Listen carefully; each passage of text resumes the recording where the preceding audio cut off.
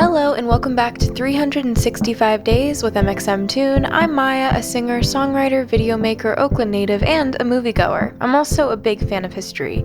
I love untold tales, gross facts, hidden secrets, anything weird, dark, and funky from the past. Each day, I'm going to share a few of my favorite deep cuts with you, so let's take a look at today's stories, with a trigger warning for descriptions of violence in the movie, the interview, and spoiler warnings for its plot. It's 365 with mxmtoon. New facts every day, so don't leave too soon. I'm gonna teach you stuff, no it won't be tough. Gonna go a year till you've had enough. It's 365 mxmtoon. Today, in 2014, Sony Pictures canceled the release of one of their big-ticket holiday movies. The movie? The Interview. The stars, Seth Rogen, Lizzie Kaplan, and James Franco. The reason? The content of the film provoked a cyber attack on the studio. Alright, there's clearly a lot going on here, so let's reverse. The Interview concerns a fictional plot to kill the leader of North Korea, Kim Jong-un. Rogen and Franco star as television journalists who become involved in the plot to kill Kim Jong-un. First, they're just assigned to interview him, but then a CIA operative asks them to kill him. The film depicts the dictator's death in graphic detail, which occurs during a helicopter crash and his body is engulfed in a fireball. Early cuts of the scene included Kim Jong-un's head exploding, but they were cut from the final version. Even before the threats and hacks, Sony executives in Japan were nervous about the film because North Korea is a security threat. The film was supposed to be released on Christmas, and Sony canceled the release after major movie theater chains canceled their screenings. Regal Entertainment, AMC Entertainment, Cinemark, and Carmike Cinemas, and some smaller chains said that they would not show the movie. A group threatened the theaters by ominously warning the public to stay away from theaters that screened the movie. The official premiere was planned for Sunshine Landmark Cinemas on the Lower East Side of Manhattan, which canceled it soon after the major theater chains pulled the movie. President Obama criticized Sony for pulling the movie, saying that giving in to the threats set a bad precedent. Back in November of that year, on the 24th, Sony employees arrived at work and found images of grinning red skulls on their computer screens. The company hard drives were wiped, and soon the hackers began dumping what they'd found on Sony computers into the internet. The hack got a hold of employee emails from the last 10 years. Other companies were affected by the hack too, like Snapchat, since the Sony Pictures CEO sat on its board.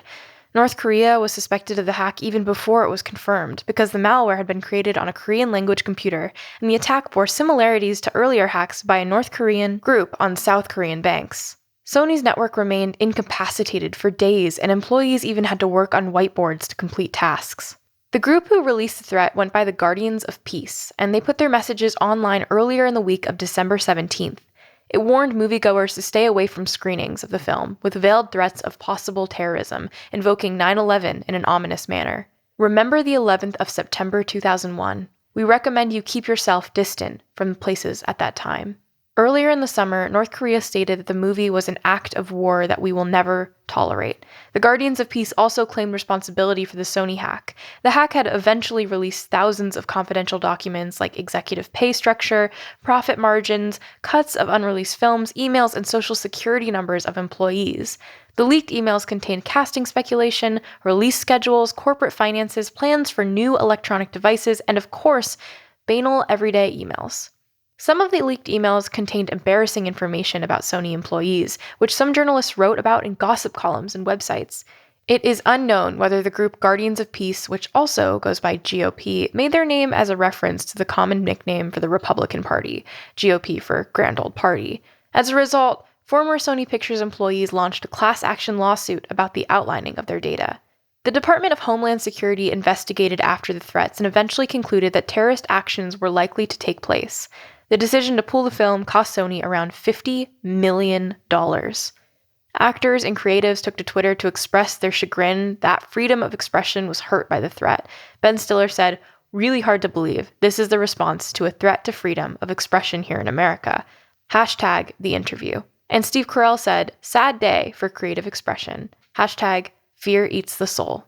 Rogen and Franco pulled out of their planned media appearances, including a live BuzzFeed Q&A and a guest spot on Late Night with Seth Meyers. In the end, Sony did release the movie in select theaters and online, though after all that hoopla, it got mixed reviews, and its Metacritic rating is only 52%. It ended up making $15 million online and $3 million in theaters, which put it at a loss from the production costs of $44 million. In the spring of 2015, all of the hacked emails were released by WikiLeaks. Today, in 1984, Run-DMC's debut album, self-titled Run-DMC, was certified gold by the RIAA. It was the first rap album to achieve the gold certification, which signifies that the album has sold over 500,000 units. Run-DMC is still regarded as one of the most influential groups of hip-hop and rap history. Their next album, King of Rock, was certified platinum, and was also the first rap or hip-hop album to get platinum status. And now for today's final segment, I'll be going into my own photo archives to see what I was up to on a December 17th in my life. December 17th, 2016, I was in New Mexico to visit my grandparents, and I think that might have actually been the last time that I saw...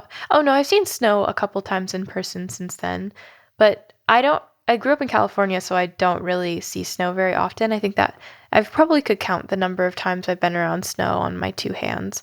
But New Mexico is one of like the most beautiful places I've ever been in my whole life, especially in wintertime, and it's gorgeous there. And I also have in 2018 a photo of me sitting inside of a cafe with my AirPods that I think I had recently got for myself. And I used to go to like this cafe in Oakland all the time to go and do work, but it wasn't really like I was working. I mostly just sat there to look productive. And I'm sure that there are people who do that too, because I just like to go have an excuse to get iced coffee and feel like I had my life together, when in reality I would answer one email and sit there for 2 hours doing other things. Thanks for listening, and remember to listen tomorrow and through all of November and the rest of the year. If you please, you can subscribe wherever you listen to podcasts and follow along at 365 Days mxmtoon on your preferred social media platforms. It's 365 with mxmtoon. New facts every day, so don't leave too soon. I'm gonna teach you stuff, no it won't be tough. Gonna go a year till you've had enough. It's